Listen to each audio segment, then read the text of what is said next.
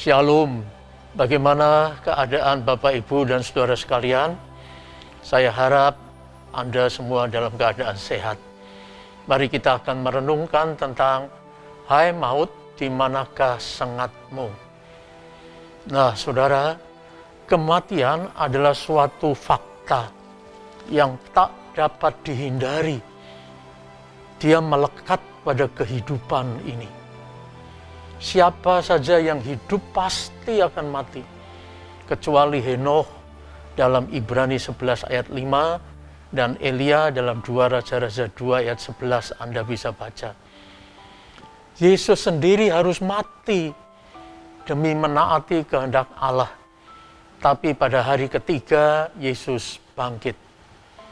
Kebangkitan Yesus adalah tanda bahwa maut dan kematian telah dikalahkan.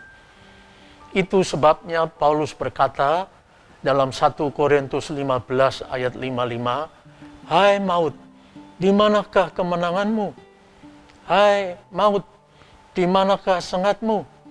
Tapi kenyataannya maut dan kematian tetap ada. Inilah fakta yang tak terbantahkan. Bagaimana iman Kristen menyikapi maut dan kematian sebagai fakta yang ada?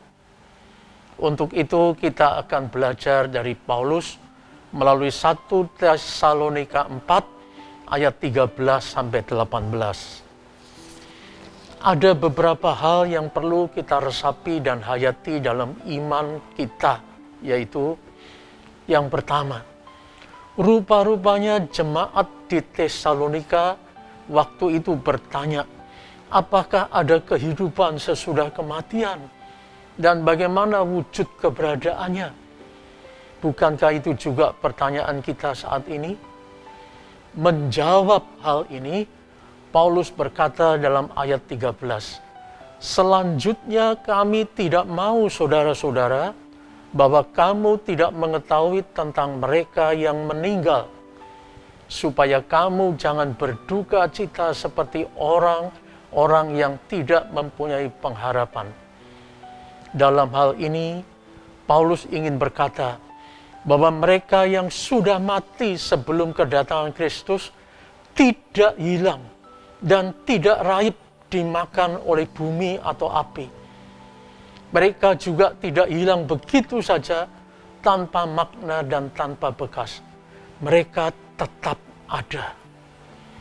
Tapi perlu diingat bahwa Paulus dalam hal ini tidak berbicara tentang tubuh yang mati atau roh manusia yang telah mati.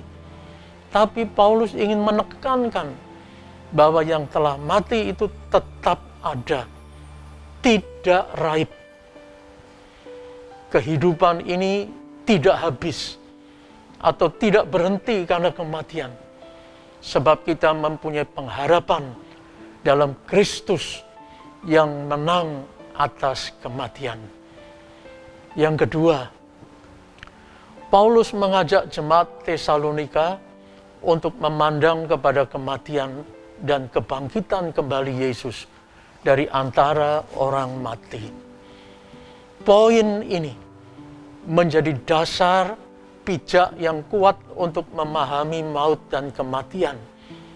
Sehingga Paulus lalu berkata dalam ayat 14, karena jikalau kita percaya bahwa Yesus telah mati dan telah bangkit, maka kita percaya juga bahwa mereka yang telah meninggal dalam Yesus akan dikumpulkan oleh Allah bersama-sama dengan Dia.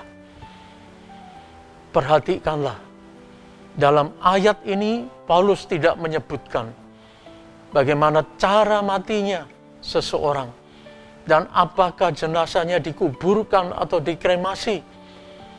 Bahkan bisa juga jenazahnya tenggelam di laut.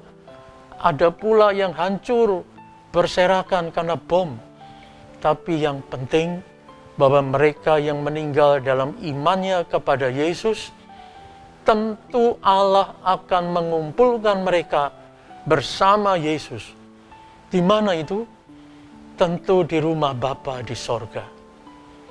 Oleh sebab itu, kematian bukan sesuatu yang harus ditakuti, Dan tidak usah lagi dipersoalkan apakah dikubur atau dikremasi.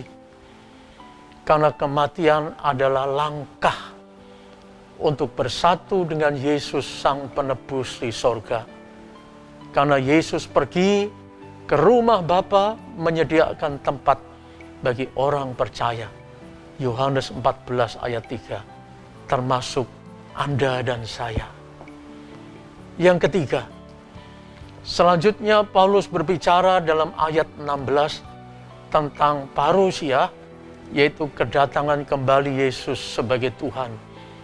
Sebab pada waktu tanda diberi, yaitu pada waktu penghulu malaikat berseru, dan sangkakala Allah berbunyi, maka Tuhan sendiri akan turun dari sorga, dan mereka yang mati dalam Kristus akan lebih dahulu bangkit. Dalam ayat ini, Paulus berbicara dalam bahasa simbolis. Bahasa simbolis ini sangat penting, sebab mengacu kepada kemenangan Kristus atas maut. Dengan kemenangan itu, maka kita pun akan diangkat masuk dalam kemenangan. Maka kita akan menang atas maut karena Kristus. Kita sebagai domba-dombanya akan hidup bersama Sang Gembala selama-lamanya. Sebab itu, marilah kita terus memelihara iman kepada Yesus yang telah bangkit. Dan biarlah kita hidup sebagai orang-orang yang berpengharapan dan jangan mau dilumpuhkan karena ketakutan terhadap ancaman kematian di tengah pandemi COVID-19 ini. Amin. Mari kita berdoa. Tuhan, kami yakin bahwa Yesus yang telah bangkit dan menang atas maut dan kematian juga menjadikan kita sebagai pemenang atas maut dan kematian. Terima kasih Tuhan, kami boleh bersamamu setelah kami mengakhiri hidup ini. Amin.